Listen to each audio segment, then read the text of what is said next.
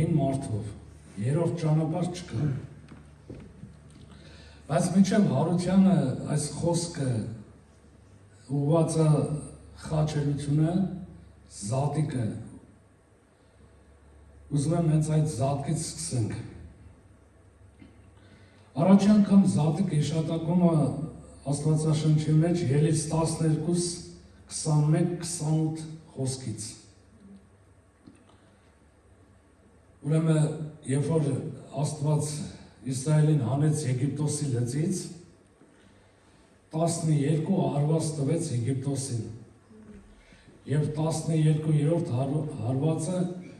երբ որ կատարվեց, նրանց առաջնիկները մեռան։ Բայց ինչ ասեց Մովսեսին Աստված։ Ուրեմն զատիկը եբրայերեն նշանակում է Փեսախ, որը թարգմանաբար կոչվում է անցնել։ Այսօր աշխարհը շատ բաներ է կպցրել զատիկ բառի վրան, խոտ, ծուկ եւ այլ բաներ, փլավ։ Բայց զատիկ նշանակում է Փեսախ, որը նշանակում է անցնել։ Եվ Մովսեսին ինչ ասեց Աստված, ասեց վերցրել ամեն ընտանիք, վերցնի մեկ տարեկան գառ, արուգառ, անարատ գառ եւ մորթի եւ ամբողջ գիշեր ուտեն ամբողջ ընտանիքով,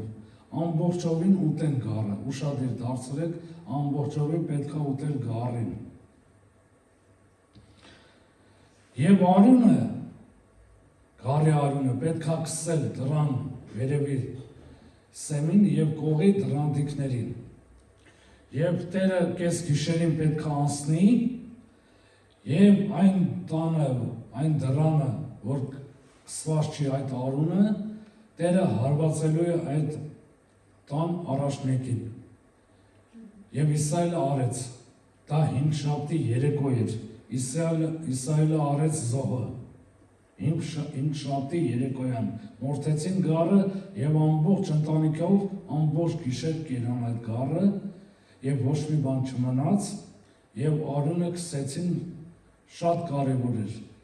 դրան վերևի սեմին եւ դրանդիկներին։ Եվ Տերը, երբ որ անցավ ամբողջ Եգիպտոսի մեջով եւ հարվածեց նրանց, ովքեր դա չէին արել։ Բնականաբար Եգիպտացիները չէին հավատացել եւ չէին լսել, եւ Տերը հարվածեց Եգիպտոսի բոլոր առաջնիկներին, անասունից մինչև մարդը սկսած։ Եվ բոլոր Եգիպտոսի մեջ սուքեր։ Եվ անցան, Տերը անցավ, Փեսախը կատարվեց, Տերը անցավ եւ Իսրայելի համար հարվածը անցավ։ Այդ դրա համար է զատիկ կոչվում, ուրեմն զատիկը ինչա կոչվում, անցնել։ Տերը անցավ եւ հարվածը մնաց հետևում, Իսրայելին հարված չկպավ, որտեղ գառան արյունը դրան վրա էր, եւ ընդ մեկ բան էլ ասեմ, ասում պետքա բոլորը տան մեջ լինեն, տնից դուրս մարդ չլինի, տնից դուրս եթե մարդ կա, նրան հարվածը կբռնի, պետքա տան անդամները բոլորը տան մեջ լինեին, այսինքն արյան պաշտպանության ներքո, ուրեմն զոհ արեցին։ Եվ դա 5 շաբթի երեկո էր։ Եվ հարվածը անցավ։ Պատկերացնում եք, ամբողջ Իսրայելը ինչ ուրախության մեջ էր առավոտյան։ Երբ որ հարվածը անցավ, Եգիպտոսի լծից էլ դուրս եկան։ Սա խորհրդանշական է այս զոհը, գառի զոհը։ Եվ ուտելու մասին էլ մեկ-երկու բառ ասեմ, ամբողջ գառը պետքա ուտեին, այսինքն գառի ամբողջ էությունը պետքա անցներ իրաց մեջ։ Եթե գառի էությունը չկա ուտողների կյանքում, ուրեմն նրանք այդ զոհը չեն ընդունել իրաց կյանքի մեջ։ Այսինքն Փեսախը անցավ, անցան իրանք եւ զատվեցին, նաեւ կոչվում է զատվել, նրանք Եգիպտոսից զատվեցին։ Եվ գանք նոր կտակարան, եւ Հիսուսը հինգշաբթի երեկոյան արեց զատիկը։ Հրեաները 1000 տարի, գրեթե 1600 տարի նշում էին ամբողջովին զատիկը։ Ամեն տարի նույն ձևով գառը մորթում էին եւ նշում էին զատիկը։ Եվ Հիսուսը նույն ձևով զատիկ արեց աշակերտների հետ, իր ընտանիքի հետ, իր ընտանիքը աշակերտներն էին։ Եվ զատիկ արեցին։ Բայց զատիկը երբ որ կերան, Աստծո խոսքը տենց ասում, Հիսուսը նոր ուխտը բերեց, վերցրեց գավաթը եւ հացը եւ ասեց. սա իմ մարմինը եւ սա իմ արյունը, դուք պետք է ուտեք եւ խմեք։ Հովհաննեսի ավետարանի 6-րդ գլխի մեջ Հիսուսը ասում է. եթե մեկը իմ մարմինը չուտի եւ իմ արյունը չխմի, նա հավիտենական կյանք չունի։ Նոր ուխտը բացվեց Հիսուսի մարմնով եւ արյունով։ Եվ մենք այո, դա համարում ենք հաղորդություն, այսինքն հաղորդենք Տիրոջ մարմնին եւ արյանը։ Նոր ուխտը հաստատվեց, այսինքն Զոյի արյունով։ Եվ հինգշաբթի երեկոյան էր, եթե հիշում եք նոր կտակարանի մեջ փարիսեցիները եւ քահանաները ուզում էին Հիսուսին բռնել, բայց ասում էին ոչ տոնի առիթով, բռնենք Հիսուսին։ Բայց մարդիկ ովքեր են, որ որոշեն Աստծո հաշվարկները կամ խառնեն Աստծո հաշվարկները, ինչպես մարգարեության մեջ է, հենց Հիսուսը այդ օրը պետքա մատնվեր, այդ օրը պետքա բռնվեր, այսինքն այն օրը, որ զատկի գառը մորթվեց։ Իսկ քահանապետերը եւ քահանաները եւ փարիսեցիները ասում են ոչ տոնի առիթով։ Մարդիկ չեն կարող Աստծո ծրագրերը խափանեն իրանց մտքերով։ Այսօր են մարդիկ մի փոքր շեղվեն թեմայից, այսօր են մարդիկ ասում են Հիսուսի երկրորդ գալուստը այսինչ օրը, այսինչ տարվա, այսինչ ամսին կլինի։ Բայց մարդիկ ովքեր են, որ որոշեն, թե Աստված որ օրը պետք է գա։ Այդ մարդիկ սկսե չգիտեն 5 րոպե հետո իրանց հետ ինչ պետք է կատարվի, այսօր կարող են որոշել, թե Հիսուսը երբ պետք է գա, Հիսուսը երբ որ Տերը որոշի այդ օրն էլ կգա։ Երբ որ մարդիկ չեն սպասում, Աստծո խոսքն ասում, այդ օրն էլ կգա։ Նույնը կատարվեց այդ օրը, քանի որ քահանաները եւ փարիսեցիները չէին սպասում Հիսուսի գալուստին։ Դրա համար էլ իրանք չէին կարող որոշի Հիսուսը որ օրը պետքա մատնվի, հինգշաբթի երեկոյան։ Այսինքն Հիսուսը դառավ զատկի գառը ամբողջ աշխարհի համար, նա դառավ ամբողջ մարդկության համար զատկի գառը։ Ես քանի որ ժամանակի առումով անցնենք առաջ, նա ամբողջ մարդկության համար եղավ զատկի գառը։ Հիսուսին տարան քահանապետի առաջ, առավոտյան էր, տարան քահանապետի առաջ։ Եվ երբ որ քահանապետը լսեց, թե Հիսուս Աստծո որդին է, գրած է իր հագուստը պատռեց։ Իսկ օրենքում գրված էր, քահանայի մերկությունը կամ ներքին հագուստը չպետք է երևար։ Օրինաց գրքում, Ղևտացիների գրքում այդ պատվերը կար քահանայի եւ քահանապետի համար, նրա ներքին շորերը կամ մերկությունը չպետք է երևար, բայց այս քահանապետը պատռեց իր հագուստը։ Բայց Հիսուսը իրական անանցանելի քահանապետը, երբ որ կանգնեց մարդ քահանապետի դիմաց, այդ մարդը չդիմացավ ճշմարտությանը, թեկուզ քահանապետ էր։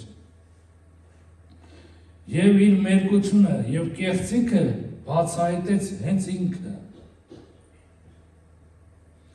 Հիսուսի դիմաց ոչ մի կեղծիկ անարդարություն քողարկված չի կարող մնալ, բոլորը բացահայտվելու են։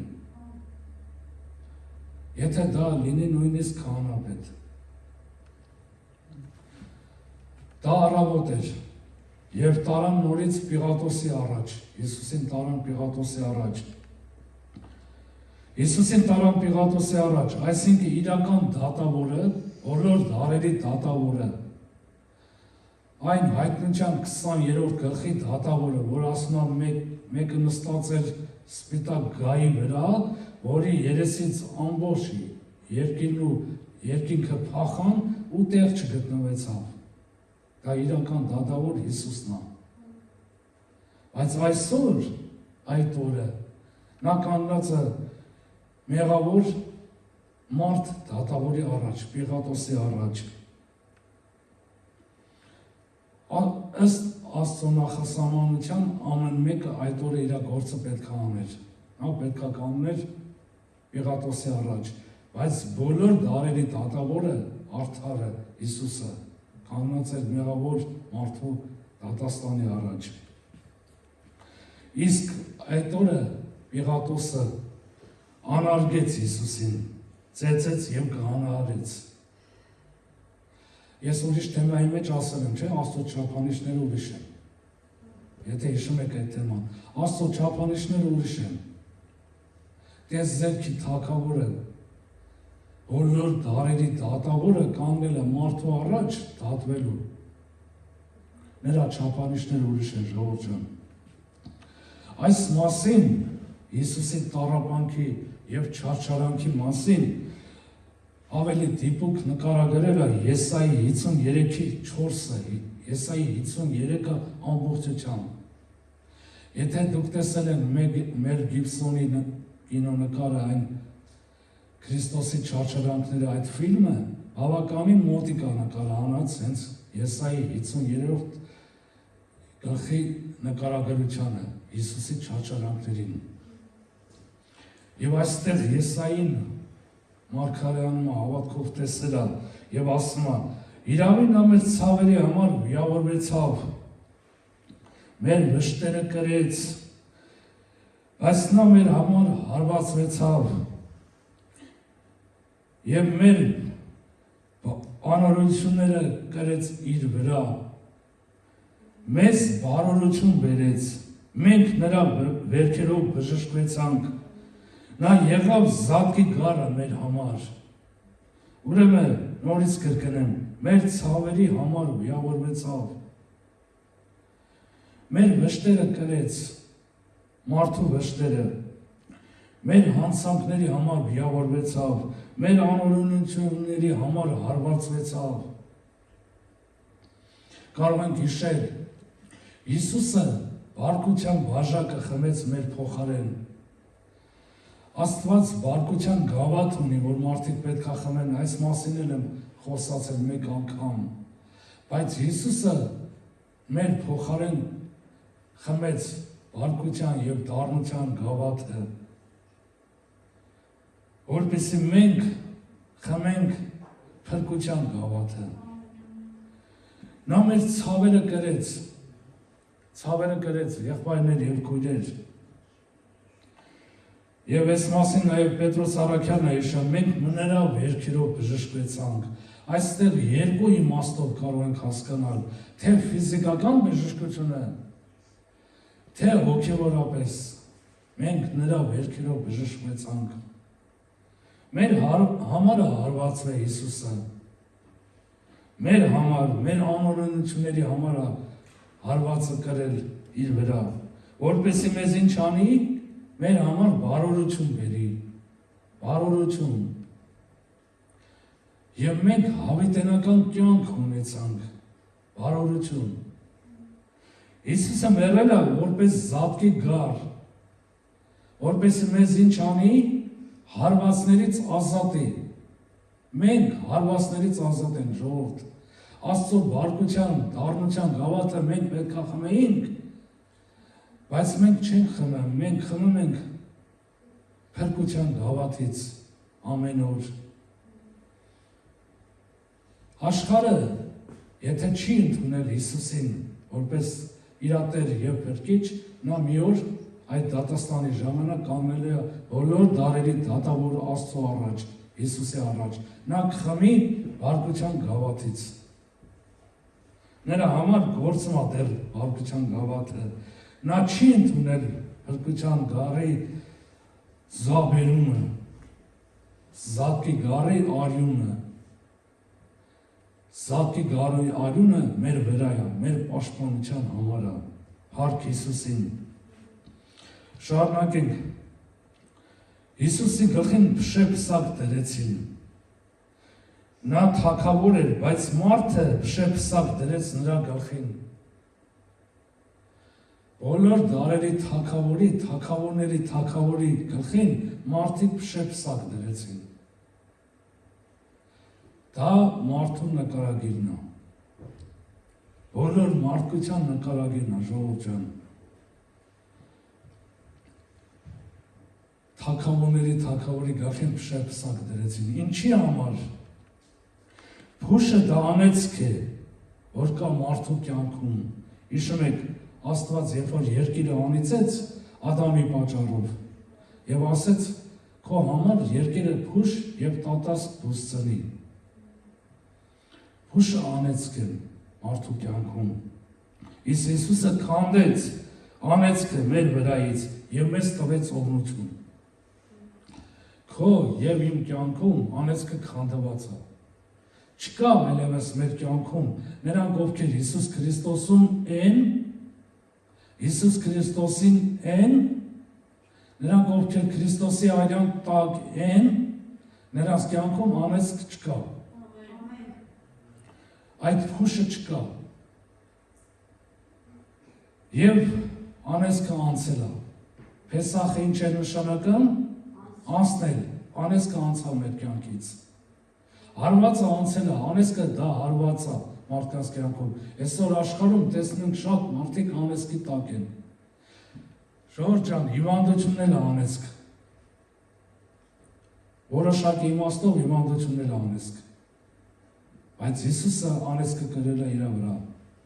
Փշե-փսակը կրել, քանդել է անեծքը մարդու կյանքից։ Փառք Հիսուսին, նա քանդել է, թագավորների թագավորը թագի տեղը փշե-փսակ են դրել իր գլխին։ Աստծո չափանիշները ուրիշ են, մենք չենք հասկանա դա։ Որպեսզի ինչ անի ժողովուրդ ջան, որպեսզի մեր համար բարօրություն բերի։ Իսկ բարօրությունը ոչ միայն երկրային կյանքն է, այլ հավիտենական կյանքն է։ Բարօրություն նշանակում է հավիտենական կյանք ունենաս։ Այնուհետև Պիղատոսի առաջ էր, իսկ Պիղատոսը առաջարկեց բոլոր հրեաներին ընտրեն Բարաբային կամ Հիսուսին, իսկ բոլոր հրեաները, այդ թվում կրոնականները, ընտրեցին Բարաբային։ Հիսուսը խաչի վրա էր։ Հիսուսը խաչի վրա 4 ավետարանների մեջից ենք այս ամենը հասկանում։ Խոսացել է 7 խոսք խաչի վրա։ 7 խոսք է խոսացել Հիսուսը 4 ավետարանների մեջ դա նշվում է։ Որոնցից մեկը ծարավ եմ։ Հիսուս ասեց ծարավ եմ։ Հիսուսը Գեթսեմանի պարտեզի մեջ վերջի 12-րդ ժամը միջև մահը, կարծես մի 12 ժամ տևել այդ ամենը։ Գրած է Գեթսեմանի մեջ, երբ որ աղոթում էր, քրտինքը արյան կաթիլների նման իջնում էր։ Արյան կաթիլների նման, սովորական քրտիկ չէր։ Եթե մի հատ հաղորդում կա, կարող է լսածը լեք այդ մասին, շատ լավ բժշկական ձևով ապացուցվում է այդ ամենը, միջև Հիսուսի մահը, խաչի ճանապարհը։ Եվ շարունակությունը, Գեթսեմանից հետո այդ ընթացքը ուդան դավաճանեց, Պետրոսը ուրացավ, աշակերտները փախան, Հիսուսին բռնեցին, Նա ամբողջ գիշեր չէր քնել։ Տարան քահանայապետի սրահը, հետո տարան Պիղատոսի մոտ, հետո տարան Հերովդեսի մոտ, հետո Հերովդեսը ուղարկեց նորից Պիղատոսի մոտ, հետո Պիղատոսը անարգեց, հետո գանահարեց, շեպսակ դրեցին գլխին, հետո խաչեցին։ Այսինքն Հիսուսի մարմինը լրիվ ճգնաժամի մեջ էր, դեպի մահեր հետ, և նա կծարավ էր առաջացել Հիսուսի մոտ։ 12 ժամ տառապանքի մեջ էր, մեծ պատերազմի մեջ էր, և Հիսուսը ճիշտ 100% մարդ էր, և ճիշտ 100% էլ Աստված էր։ Նա ամբողջ խաչը կրել է այդ տառապանքը։ Դրա համար նրա մոտ առաջացավ ծարավը։ Բայց կյանքի աղբյուրը ջուր ուզեց։ Տիեզերքի արարիչը կյանքի աղբյուրը ջուր ուզեց մարդուց։ Տեսնենք, մարդիկ ինչ տվեցին Հիսուսին փոխարենը։ Տիեզերքի արարիչը կյանքի աղբյուրը ջուր ուզեց մարդուց։ Աստծո խոսքը ասում է, մարդիկ լեղեով խառնված քացախ տվեցին։ Սա էլի ամբողջ մարդկության նկարագիրն է, Ադամից սկսած մինչև վերջի Ադամը, դա է փոխհատուցել տիեզերքի արարիչին։ Մեկ անգամ տիեզերքի արարիչը ծարավեց և ջուր ուզեց, բայց ամբողջ մարդկության նկարագիրը գրված է հենց այստեղում։ Մարդը լեղեով խառնված քացախ տվեց Հիսուսին։ Իհարկե գրած է Հիսուսը երբ որ համը առավ, չխմեց, այդպես էլ ծարավ մնաց Հիսուսը։ Իսկ լեղեով խառնված քացախ ինչի են տալիս խաչվողին։ Երկու իմաստ կա, կարող ենք երկուսն էլ ընդունել։ Առաջինը, քանի որ տանջանքը շատ էր խաչվողների, և մարդիկ բղավում էին, և զինվորները խաչվողին լեղեով խառնված քացախ էին տալիս, որպեսզի որոշակի թմրեցնեն, որպեսզի որոշակի տառապանքը թեթևանա։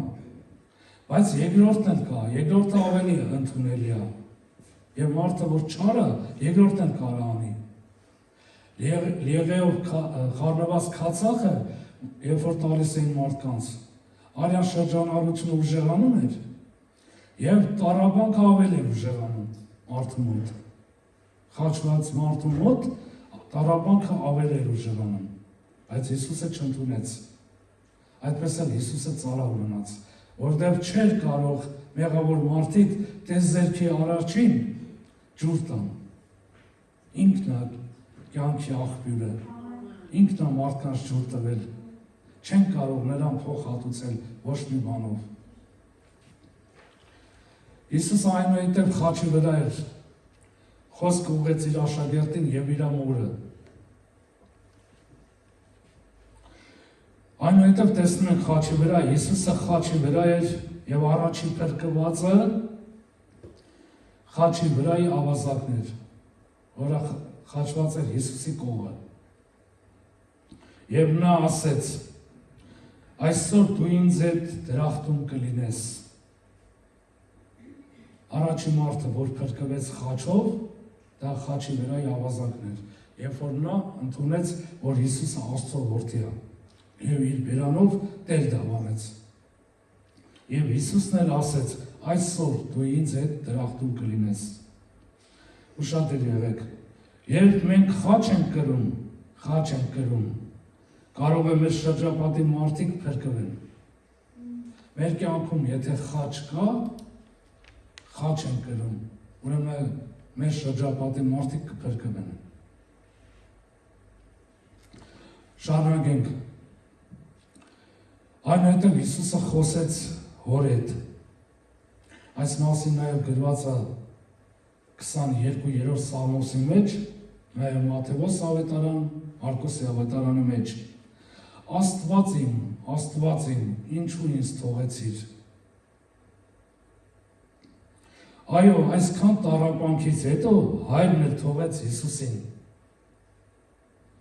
Այսքան տառապանքից հետո հայրն էլ թողեց Հիսուսին։ Երկու իմաստ կա, ինչու հայրը թողեց Հիսուսին։ Առաջինը, սա դասական մեկնություն է։ Եվ երբ որ Հիսուսը ամբողջ աշխարհի մեղքը վերցրեց իր վրա, նա մեղավոր չէր, բայց ամբողջ մարդկության մեղքը Ադամից սկսած մինչև վերջի Ադամը բոլորի մեղքը վերցրել է իր վրա։ Իսկ Աստված հայրը խորշում է մեղքից։ Հայրը սիրում է մեղավորին, բայց մեղքից խորշում է, որտեղ նա սուրբ է։ Եվ նա հեռացավ Հիսուսից։ Եվ երկրորդ մեկնությունը, եթե հայրը չթողեր Հիսուսին, մահը մոտ չէր գա։ Աստծո ներկայության մեջ մահ չկա։ Աստծո ներկայության մեջ մահ չկա, ժողովուրդ ջան։ Եթե հայրը Հիսուսին չթողեր, մահը մոտ չէր գա։ Իսկ Հիսուսը այդ ժամանակ կանգնած էր մահին դեմ առ դեմ։ Մահին դեմ առ դեմ կանգնած էր։ Դրա համար էլ Հիսուսը ասեց. Աստված իմ, ինչու ինձ թողեցիր։ Հասկացաք չէ, ժողովուրդ ջան, երկրորդ իմաստը սա էր, եթե Աստված, եթե Աստծո ներկայություն կա, այնտեղ որտեղ Աստծո ներկայություն կա, այնտեղ կյանք կա։ Եթե Աստված Հիսուսի կողը լիներ, չթողեր մեկ բան, նա չէր մեռնի խաչի վրա։ Աստված հեռացավ, որպեսզի մահը մոտենա Հիսուսին, եւ Հիսուսը մեռավ խաչի վրա։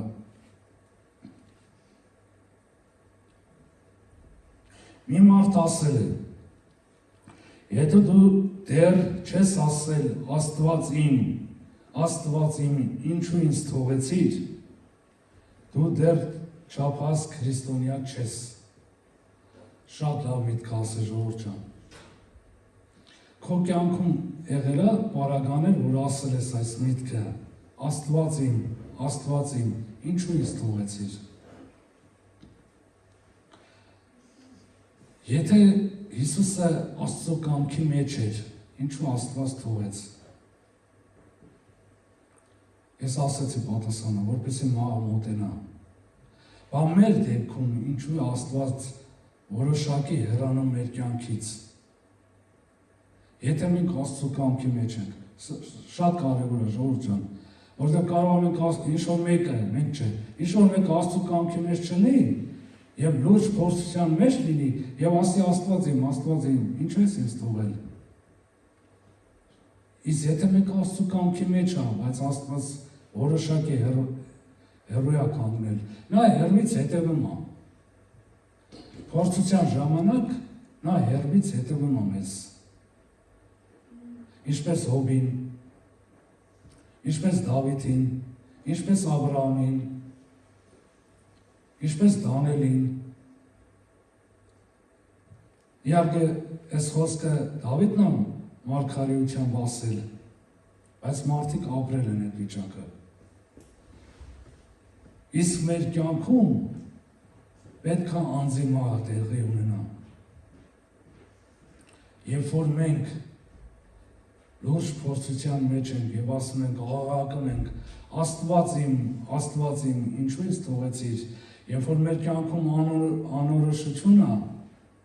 եւ կարծես պատասխանը չկա, եւ կարծես հայրը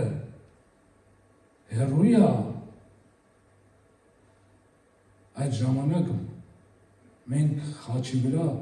մեր անձի մահը պետք է տեղի ունենալ։ Երբ որ անձի մահը տեղի է ունենում, այդ ժամանակ էլ մենք Քրիստոսի հետ հարություն ենք առնում։ Առանց մահ հարություն չկա մեր կյանքում։ Դրա համար Պողոս առաքյալը ասում է. ես Քրիստոսի հետ խաչի ելա։ Ես Քրիստոսի հետ խաչի ելա։ Անձի մահը տեղի պետք է ունենա մեր կյանքում։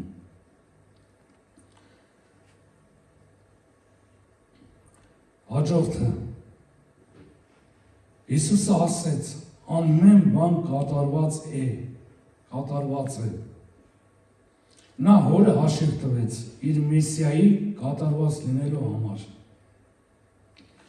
Հիսուսը հորը հաշիվ տվեց, ամեն բան կատարված է, այն ինչի համար ինքը եկել էր աշխարհ, ամեն բան կատարված է։ Բոլոր մարգարեությունները, ինչ որ գրված էր Հիսուսի համար, բոլորը կատարվեցին։ Այն ինչի համար հայրը ուղարկել էր Հիսուսին, բոլորը կատարված է։ Այսինքն մորթված գառը մորթվել է։ Եվ Հիսուսը երկնքում էր մորթված գառն է։ Մշտանջանական զոհն է, մեր բարեխոսն է, միջնորդն է։ Նա հաշիվ տվեց հորը խաչի վրա։ Եվ Հիսուսը բարձր աղաղակեց եւ հոգին տվեց եւ ասեց. իմ հոգին ավանդում եմ քեզ, օրը։ Եվ հոգին տվեց, բարձր աղաղակեց։ Այդ ժամանակ հարուրապետը ասեց. սա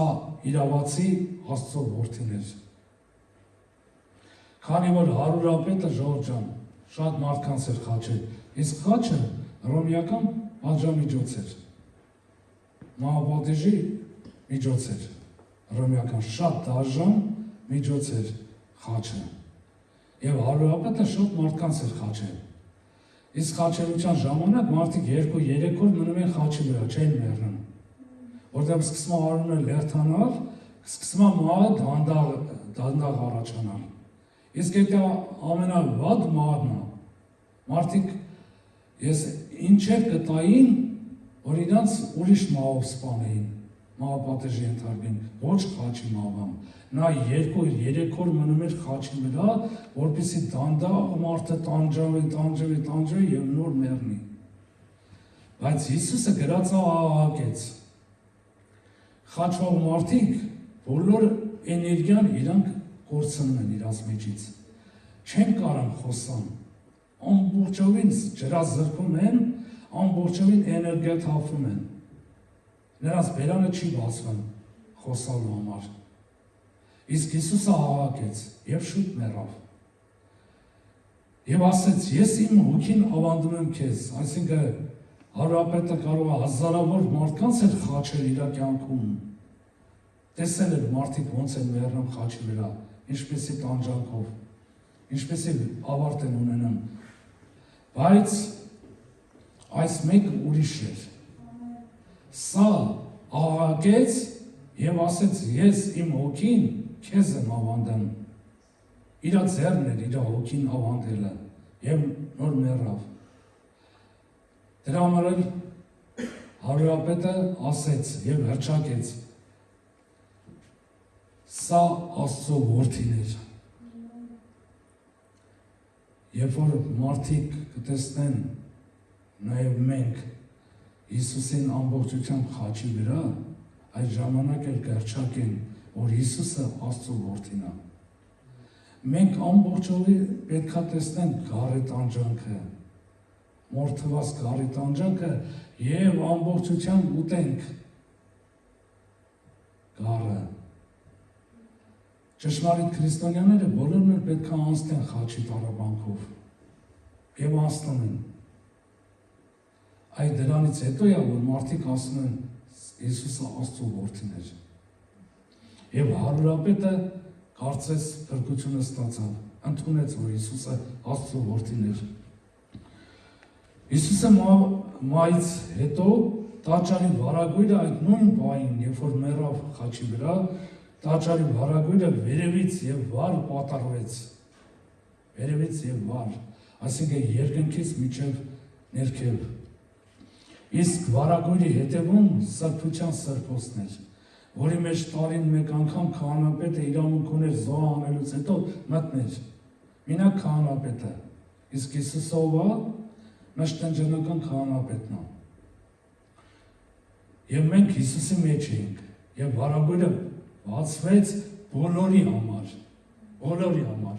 վարագույրը, սրբության սրբոցը, իսկ սրբության սրբոցում ինչ էր, Տիրոջ տապանակն էր, մանանան էր, Ահարոնի ծաղկած գավազանն էր, Տիրոջ ներկայությունն էր։ Երբ որ բարագույրը բացվեց, բոլորիս համար Տիրոջ ներկայությունը հասանելի դառավ, Աստծո ներկայությունը։ Այսօր հորը մոտենալու արտոնություն ունենք։ Ցանկացած ժամանակ, ցանկացած վայրի մեջ մենք կարող ենք համարձակ հորը մոտենալ, որտեղ Հիսուս զոհ արված է խաչի վրա։ Մշտենջանական զոհ արված է խաչի վրա, եւ մենք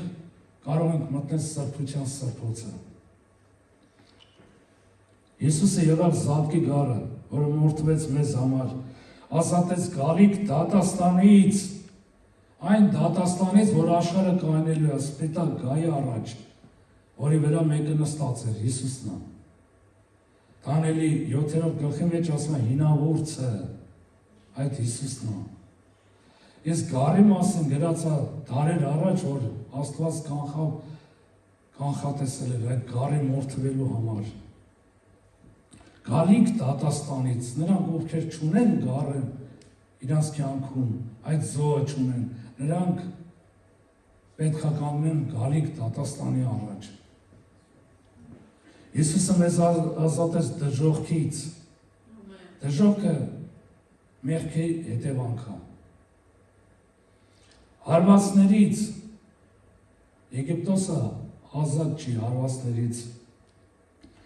Եվ իր սուրբ արյունով մաքրեց մեզ, ինչից? Մեր մեղքերից։ Եվ մեզ արդարացրեց։ Հիսուսի հարությամբ մենք արդարացանք։ Մա խաչը եւ հարությունը, կամ խաչը, մա եւ հարությունը բերեց մեզ արդարություն, այսինքն փրկություն։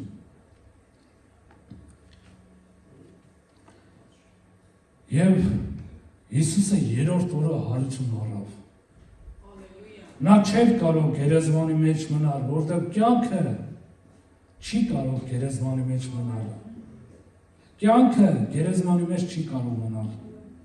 Իսկ մենք նրա հետ հարություն ենք առել։ Սա քո համար ամենամեծ ուրախությունը եւ հաղթանակը պետք է լինի ոչ քրիստոնի աշխարհի համար։ Գրած է, ուր է ով մա քո խայթոցը, ուր է ով գերեզման քո հաղթությունը։ Հիսուսը հաղթեց մահվանը։ Մահը վերջի թշնամին էր, Հիսուսը հաղթեց մահվանը։ Հիսուսի խաչով, մահով եւ հարությամբ ջախջախվեց սատանայի թագավորությունը եւ խորտակվեց մահը։ Ադամը պարտվեց սատանային, իսկ երկրորդ Ադամը պարտության մատնեց սատանային եւ մահվանը հաղթեց։ Առաջի Ադամը մահի առաջ պարտված էր, իսկ երկրորդ Ադամը հաղթեց մահվանը։ Իսկ մենք հավատքով ընդունել ենք, որ մենք երկրորդ Ադամից ենք ծնված։ Մենք այլևս նոր արարած ենք, վերստին ծնված ենք։ Մեր համար մահ չկա։ Եղբայրներ եւ քույրեր, մեր համար մահ չկա։ Ես անցած անգամ էլ ասեցի ինչքան հիշում եմ։ Ես վերջերս ում հետ զրուցում եմ, մեր համար չկա մահ։ Այս մարմինը պետքա հողին գնա, դա ինչպես Աստված նախասահմանել է, դա մահ չի։ Մահ երկրորդ մահն է, այն դատաստանից հետո ում անունը կյանքի գրքի մեջ գրված չեղավ, կրակի լճի մեջ ցկվեց, որը երկրորդ մահն է։ Իսկ քրիստոնյաների համար, ովքեր Քրիստոսում են, ովքեր Քրիստոսից ծնված են, ովքեր այդ գառան արյան տակ են, նրանց համար մահ չկա։ Ընդամենը անցումը դեպի հավիտենություն։ Այս մասին ամենալավ ասել է Բիլի Գրեմը։ Ասում է, երբ որ իմանաք, որ Բիլի Գրեմը մեռել է, մի հավատացեք, Բիլի Գրեմը չի մեռել, ընդամենը ես բնակությանս հասցեն եմ փոխել։ Ենթադրենք ապրում էի Նյու Յորքի ես թաղամասի ես համարի շենքում, հիմա ապրում եմ երկրային Երուսաղեմի ես համարի ես շենքում, վերջ։ Քրիստոնյաների համար մահ չկա։ Սա միշտ հիշիր։ Մահ չկա, մի ընկճվիր, երբ որ մահվան մասին մտածում ես, մի ընկճվիր։ Այսօր էլ եթե այս երկրային կյանքից հեռանաս, մի վախեցիր։ Մահ չկա քրիստոնյաների համար, որտեղ Հիսուսը հաղթել է մահվանը։ Սատանային եւ մահվանը։ Հիսուսի հետ մենք խաչվեցինք, նրա հետ մեռանք եւ նրա հետ էլ հարություն առանք, նրա հետ ենք հարություն արել։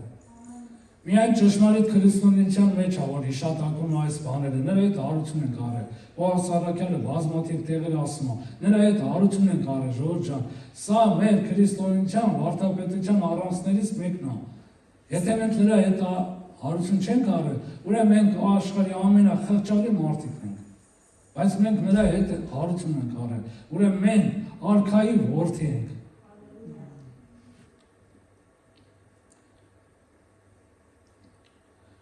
Հիսուսի հարությունը փոխեց մեր կյանքը, այլևս մենք ազատ ենք ինչից, մեղքի իշխանությունից։ Հիսուսը մեղքը դատապարտել է խաչի վրա։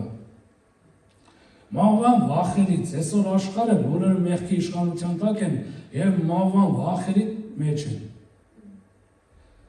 Մահվան վախերի մեջ են, իսկ մեզ ազատել է մեղքի իշխանությունից եւ մահվան վախերից։ Սատանայի իշխանությունից Սատանայի իշխանությունից դու ազատ ես։ Աշխարհը այսօր բոլորը սատանայի ստրկության տակ են։ Թող փարթիներ անեն, դիսկոտեկներ անեն, բոլորը սատանայի իշխանության տակ են։ Իսկ մեզ ոչ միայն սատանայի իշխանությունից է ազատել, այլ մեզ իշխանությունը տվել սատանայի վրա։ Առաջի Ադամը նա իշխանություն չուներ սատանայի վրա։ Բայց երկրորդ Ադամից ծնվածները նրանք իշխանություն ունեն սատանայի ամբողջ զորության վրա, որտեղ երկրորդ Ադամը Հիսուսը հաղթել է սատանային, իսկ նրանից ծնվածները բոլորը իշխանություն ունեն սատանայի վրա, մեղքի վրա, մահվան վրա եւ մարմնական ցանկությունների վրա։ Եվ շատ բաներից է Հիսուսը ազատել իր հարությամբ։ Հիսուսի հարության նոր կյանքի սկիզբ եղավ։ Այն քրիստոնյաները, ովքեր այդ կյանքի սկիզբը չեն հասկացել, ես խիստ կասկածում եմ նրանց փրկության վրա, վերստին ծնունդի վրա։ Նոր կյանքի սկիզբ։ Եվ մենք դառնանք Աստծո որդիներ, Քրիստոսով ժառանգորդներ։ Մեծ ու զարմանալի են Տիրոջ գործերը։ Երբ որ մենք իր հետ հարություն առանք, մենք դառնանք Աստծո որդիներ, Քրիստոսով ժառանգորդներ, սրանից մեծ կոչում չկա, ոչ երկրի վրա, ոչ էլ երկնքում։ Հրեշտակները գրած ակնապիշ նայում էին։ Հրեշտակները Աստծո որդիներ չեն, ծառայող հոգիներ են ընդամենը։ Քերոբենները այդքան մեծ ստեղծագործություն են, նրանք Աստծո որդիներ չեն, բայց դու որ Քրիստոսի հետ հարություն ես առել, դու Աստծո որդի ես։ Ժառանգություն ունես երկնքում։ Սրանից մեծ կոչում եւ իրավունք, դիրք չկա ոչ տեզերքում։ Մարդու որդիները դարձան Աստծո որդիներ։ Դրա համար վերջի խոսքը մեծ ու զարմանալի են Տիրոջ գործերը։ Մեծ ու զարմանալի են Զակի գառը վերջում մեզ դարձրեց Աստծո որդի։ Իր հարությամբ։ Մենք ամեն օր պետք է ապրենք հարություն առած Քրիստոսի կյանքով։ Այն քրիստոնյաները, ովքեր չեն ապրում հարություն առած Քրիստոսի կյանքով, ապրում են ադամական կյանքով, երրորդ ճանապարհ չկա, առաջի խոսքն էլ հիշում ես ասացի, երրորդ ճանապարհ չկա, ոչ մեկ չի կարող ինձ համոզել, դա Աստծո խոսքն ասում, երրորդ ճանապարհ չկա, բայց վերջի հաղթական նոտայով էլ ավարտեմ, Քրիստոսը հարություն է առել, ժողովուրդ ջան, Փեսախը կատարվել է մեր կյանքում, անցել է բոլոր հարվածները մեր կյանքի մեջ, այլևս մենք հարվածի տակ չենք։ Եվ դա արել է հավիտենական մորթված գառը։ Ես ասեցի, երկնքում էլ Աստծո խոսքն ասան, Հիսուսը մորթված գառն է, հավիտենական զոհն է, հավիտենության մեջ է Հիսուսը զոհ է, և նրա այրանտակ են, փառք Հիսուսին, Քրիստոս հարյավ իմ եղելոց, օրնյալ է, հարություն է Քրիստոսը, Աստված օրնից ես։ Փառք Տիրոջը, Փառք Հիսուսին։ Մի կարևոր բան, որ ինձ համար շատ ընդգծեցի, որ Փասախը պետք է ուտեին տանը, ամբողջ գիշեր, այդ խավար գիշեր պետք է անցկացնեին տանը։ Սա իրանից խորհրդապատկերում է այս խավար աշխարհը եւ Քրիստոսի եկեղեցին, որտեղ մենք պետք է անցկացնենք։ Ամեն Փառք Տիրոջը, բերեք մեր շնորհակալության աղոթքով գանք Տիրոջ առջև։ Տեր, շնորհակալ ենք քեզանից, օրհնում ենք քեզ քնչելի անունը, Տեր, գոհանում ենք քեզանից, Տեր, որ դու մեզ տվեցիր այսօրվա այս հնարավորությունը լինել քո ներկայության մեջ, Տեր, լինել քո մեջ, Տեր, փառավորել քեզ, մեծարել, լսել քո խոսքը, հռչակել քո խոսքը։ Այսօր մենք կարող ենք ասել, որ մենք քո հետ ենք, որովհետև մեր մեջ հռչակվել է քո խոսքը, Տեր, եւ քո ներկայությունը այստեղ է, մենք շնորհակալություն ենք հայտնում դրա համար եւ խնդրում եմ Աստված իմ այս մեր ընթացքը, մեր ամբողջ շաբաթը, որ մեր դեմն է, օրհնես, վերցնես քո պաշտպանության եւ օրհնության տակ, Տեր Հիսուս, հանձնվում ենք քեզ, Հիսուս, մեր բոլոր գործերը, աշխատանքները, մեր բոլոր ճանապարհները եւ ընթացքները հանձնում ենք քեզ, խնդրում ենք դու օրհնես մեր վերջենալը եւ նստելը, մտնելը եւ դուրս գալը, Տեր, մեր ամեն աշխատանքները եւ քունը օրհնես դու Աստված իմ եւ պաշտպանես, Տեր Հիսուս։ Մենք հանձնվում ենք, այո, այս խավար աշխարհի մեջ մենք մնում ենք քո տանդ մեջ, Աստված իմ, քո ծածկոցի տակ, քո եկեղեցու ներքո, քո սուրբ որդու անվան պաշտպանության մեջ, Հիսուս։ Այո, Տեր, թող քո արյունը պաշտպանի մեզ ամեն իրավիճակների մեջ, Տեր։ Այո, Տեր, մենք երեխաներին մեր հարազատներին, մեր մտերիմներին, մեր բացականերին, բոլորին բերում ենք քո արյան պաշտպանության տակ։ Խնդրում ենք քո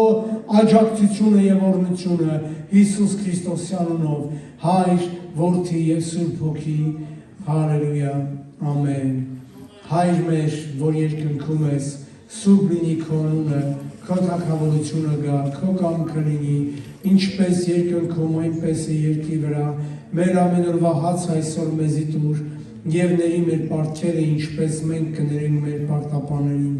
մեզ փորձության մի տանիր, հապաչարից ազատի, քանզի քոնն է թագավորությունը, զորությունը եւ փառքը հավիտյանս հավիտենից։ Ամեն։ Հիսուս Քրիստոսի շնորհքը, Հայր Աստծո սերը եւ Սուրբ Հոգու հաղորդակցությունը մեր ամենուն հետ լինի։ Ամեն ու ամեն։ Տեր օրհնի ձեզ։